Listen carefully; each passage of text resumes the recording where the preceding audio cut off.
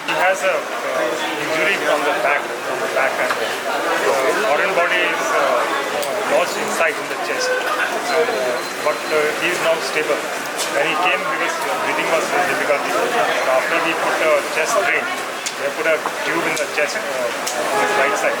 After that, he is much stable. He is breathing normally, and his blood pressure and pulse rate, everything is normal. But he will require a surgery to remove that foreign body.